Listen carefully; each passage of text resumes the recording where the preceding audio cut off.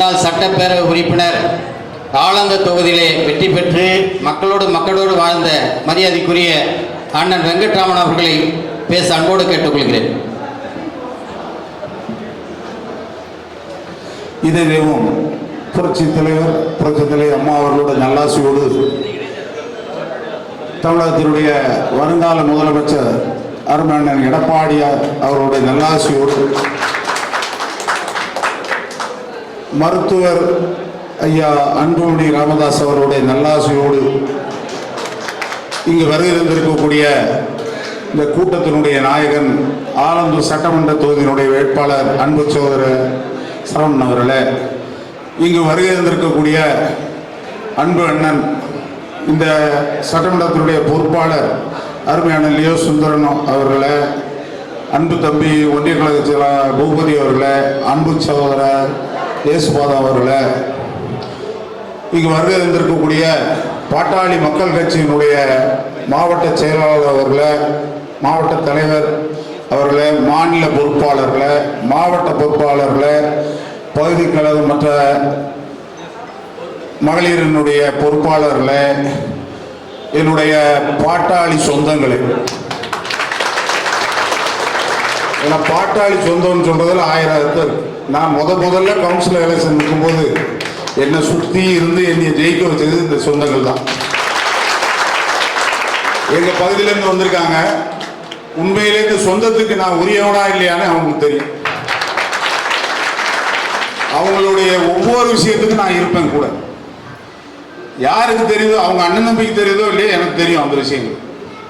அப்படி இருப்பேன். அதை நான் பெருமையா சொல்லிக்கிறேன். ஏன்னா எங்க பகுதியில் எங்களுக்கு பாதுகாப்பே அவங்க தான். சின்ன விஷயத்துல இருந்து பெரிய விஷயம் வரைக்கும் என்னை சுத்தி உடனே இருக்கிறது சொந்தங்கள் தான். அங்கேயே இருக்குது, இங்கேயே இருக்குது. அதனால இப்ப பேர் 1 2 சொன்னா இன்னையும் சொல்லி ஒன்னையும் சொல்லின்னு வரும். அதுக்காக தான் தயவு செய்து பேர் சொல்லல. ஏன்னா நான் பேர் சொன்னா அதுவே ஒரு 1 மணி நேரம் ஆகும். அதனால என்னை மன்னிச்சிருங்க. உங்கள் அனைவருக்கும் மகளிருக்கும் சேர்த்து அதெல்லாம் நீங்க உங்களை நம்பி இதுவரை கெட்டு போன ஆளுகளே கிடையாது. பாட்டாளி மக்கள் கட்சியை நம்பி தேர்தலில் நின்று கெட்டவர்கள் யாரும் கிடையாது. அந்த நன்றி உணர்வோடு தான் எடப்பாடியார் அவர்கள் 10.5 திட்ட அந்த இதை செயல்படுத்த துடித்தார்கள். நீ நம்மெல்லாம் மனசுல வச்சு செயல்படுறதே இந்த 10.5 செயல்படாம தடுத்ததே இந்த திருட்டு திராவிடம், இந்த திமுக தான். இது ஒண்ணு மட்டும் நீங்க மைண்ட்ல வச்சுக்கணும். மற்ற எல்லா விஷயத்தையும் விட்டுறலாம். நீங்க ரேப் நடக்குது, கஞ்சா விற்குது, எல்லாம் விற்குது. இது போக நம்மளுடைய வாழ்வாதார பிரச்சனையை கெடுத்ததே இந்த திமுக தான். அன்பரசனம் விட்டுருங்க, சின்ன பையன். இவங்க இதை தடுத்தது யார்? திமுக. அதுதான் நம்ம மைண்ட்ல இருக்கணும். அன்பரசன் 10 வருஷம் இங்க இருந்தார். அனைத்து இந்திய அண்ணா திராவிட முன்னேற்ற கழக அம்மாவுடைய அரசு செய்து அதை நிறைவடையாமல் சில விஷயங்கள் விட்டு போனதே இன்னும் நிறைவேற்ற முடியல அவங்களால.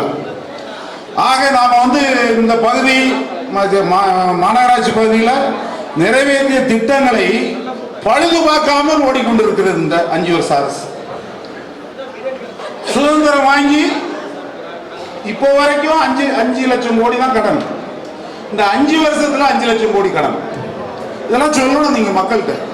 இந்த 5 வருஷம் அவங்க டார்கெட்டே இந்த ஊரை எப்படி போட்டு கடன் வாங்கி நம்மளை சாவடிச்சு கலெக்ஷன் பண்ணாங்கிறது தான் இது. இன்னும் ஒரு 5 வருஷம் அவன் நினைச்சு பார்த்தால் நம்மளாம் இந்த ஊரை விட்டுட்டு ஓட முடியாது. ஆமா, அதை தான் நீங்க மக்கள்கிட்ட எடுத்து சொல்லணும். சொத்து வரி உயர்த்தணும்னு சொல்லி மத்திய அரசு மத்திய போர்டுலாம் ரெக்கமெண்ட் பண்ணியும் அம்மாவுடைய அரசு அதை ஏத்தல.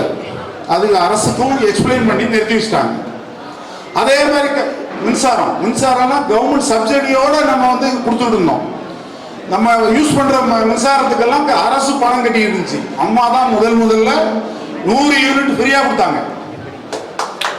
இவர் அம்மா உணவகத்துக்கு போட மறைச்சிட்டாரு, தாலிக்கு தங்கத்தை நிறுத்திட்டாரு, கம்ப்யூட்டரை நிறுத்திட்டாரு, சைக்கிளை நிறுத்திட்டாரு. ஆனா அந்த 100 யூனிட்டை எடுத்து பாரு, நீ ஆம்பளைன்னா எடுத்து பார்த்துக்கணும். எடுத்துட்டு அம்மா ஆரம்பிச்சு வச்ச அத்தனை திட்டங்களும் இந்த ஆட்சி முடிவில் அவர் போய் சைக்கிள் கொடுத்தாரு, லேப்டாப் கொடுத்தாரு. ஏன்னா அவர் நிறுத்தலையா தாலி நீ தங்க வைக்கிற வேலையில தாலிக்கு தங்கம் அம்மா கொடுத்தாங்க. இன்னைக்கு கொடுத்தா அது எவ்வளவு பெரிய பயன். சின்ன நம்ம எல்லாம் கஷ்டப்பட்டவங்களுக்கு ஒரு தாலி வாங்குறதே இன்னைக்கு பெரிய. இது அரசு திட்டமா அம்மா வச்சிருந்தாங்க. அது இந்த 5 வருஷம் கொடுக்கல.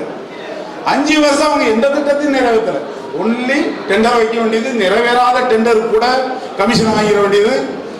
இப்ப இந்த தேர்தல் வரதுனால இந்த பாலத்தெல்லாம் அர்ஜென்டா பெயிண்ட் அடிச்சு ஓபன் பண்ணாங்க. இப்படி ஒரு எந்த ஒரு டெவலப்மெண்ட்டும் 5 வருஷத்துக்கு கொடுக்கல. அதனால இப்ப நம்ம அன்பரசை என்னத்து சொல்லி ஓட்டு கேட்க போறாரு. நாங்க இன்னும் ஒரு வாய்ப்பு தாங்க எனக்கு, இதை இப்போ நாங்க எல்லாம் நிறைவேற்றுறோம், நாங்க பெயிண்ட் அடிச்சிடுறோம் எல்லாம் சொல்லுவார். நம்ம ஞாபகத்தில் வைக்க வேண்டிய ஒரே விஷயம் இந்த 10.5 தான். இது இப்ப நிறைவேற்றி எடப்பாடியார் கொடுத்துருவாரு. இதை நம்ம சொந்தங்களுக்கெல்லாம் எல்லாம் சொல்லி நம்ம வாக்கு சேகரிக்கணும். நான் முதல்ல சொன்னதுதான் கடைசின்னு சொல்றேன். பாட்டாளி மக்கள் கட்சி இருக்கும் முறை எப்போதும் வெற்றி தான். இதுல நிறைய தடவை இதை உணர்ந்திருக்கிறேன், அனுபவிச்சிருக்கேன்.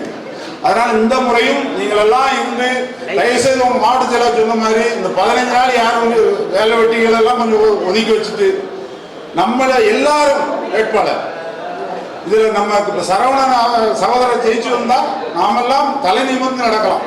5 வருஷத்துல நம்ம ஊர்ல என்ன பாடுபட்டோம்னு உங்களுக்கு தெரியும். நான் கவுன்சிலரா இருக்கும், இங்க எல்லாம் எங்க வார்டு கவுன்சிலரா இருக்கும். அந்த வார்டு எப்படி இருந்துச்சு? அதாவது எதுவுமே காக்க வேண்டியது இல்லை. ஏன்னா இது போடுது அப்படிதான். எங்களுக்கு பைப் வாங்க காசு இல்லை, இதா என் பைப் தர எடுத்து போடுது. அப்படி இருந்துச்சா இல்லையா? அந்த நிலைமை நம்மளுக்கு பழைய. இப்போ 5 வருஷம் எப்படி இருந்துச்சு? அதிகாரம் போய் பாருங்க. ஓட்டு போட்டது நம்ம, செலக்ட் ஆனது அவங்க. ஆனா நம்ம ஒரு உதவியின் போய் நின்று ஒரு நம்மளுக்கு தேவையானதை செய்யணும்னா அதிகாரியை பார்க்கணும். அதிகாரி நம்மளுக்கு டிமாண்ட் வைப்போம், நீங்க கொடுத்துட்டு வாங்கிட்டு போகணும். அந்த நிலைமை. போன் அடிச்சா யாரு வேணாலும் பதில் சொல்ல மாட்டாங்க. நீங்க அழகா சொல்றீங்க அன்புக்கு அரசன் சொல்லி. அன்புக்கு அரசன் எப்படி அழகா சொல்லுவார் தெரியுமா? தெரியாத உங்களுக்கு. ஹலோ என்ன சொல்ல பார்க்கலாம். இதான் சொல்ற பதில். இது நான் இல்ல, மக்கள் சொல்றது. நடந்துச்சா இல்லையா? ஆமா. இப்ப நான் சட்டமன்ற உறுப்பினராக இருக்கும்போது யாராவது போன் அடிச்சா 5 நிமிஷம் நான் வந்துடுறேன். போற போக்கில் நான் போய் அந்த வேலையை முடிச்சு கொடுத்துட்டு போவேன். என்னுடைய பரிணாம வளர்ச்சி தான் அன்பு சகோதரர் சரவணன். அதனால நம்ம சரவணன் வந்தா பழைய நிலைமைகள்லாம் திரும்பவும் நாங்கெல்லாம் கூட நாங்களாம் ஒன்னா கவுன்சிலர் இருந்த ஆட்கள். சென்னை மாநகராட்சியில் ஒன்னா கவுன்சிலர் இருந்த. என்ன ஒரு சிறப்பு நாங்க இருக்கிற பகுதிக்கு இருக்கு. 110 வருட மாநகராட்சியில் அன்ன போஸ்ட் கவுன்சிலர் நம்ம ஏரியாவில தான் வந்துச்சு. உண்டா இல்லையா? ஒரே ஒரு கவுன்சிலர் தான் 110 வருஷத்துல.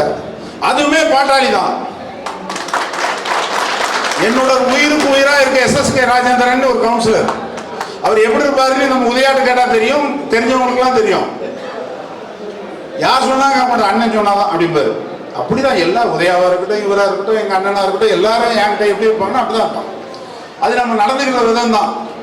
ஆக அந்த ஒரு பெருமையும் இந்த பாட்டாளி சொந்தத்துக்கும் உண்டு இந்த சென்னை மாநகராட்சியில். அதுக்கு நாங்கள் எல்லாம் கூட இருந்து அந்த விஷயத்தை செய்திருக்கோம் மனப்பூர்வமா.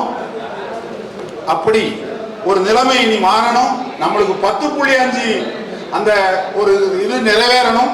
நிறைவேற்றி தருவார் அருமை அண்ணன் எடப்பாடியார் அவர்கள்.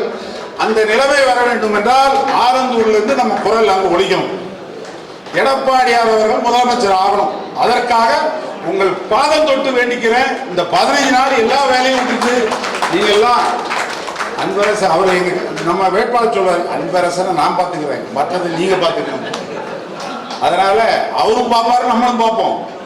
ஆனா நம்ம செய்ய வேண்டியது இந்த ஊர் பழையபடி நம்ம ஊராகணும், நாமெல்லாம் மனுஷனா இருக்கணும் அப்படின்னு சொன்னா நம்ம ரெட்டை இலைக்கு வாக்கு கேட்கணும்.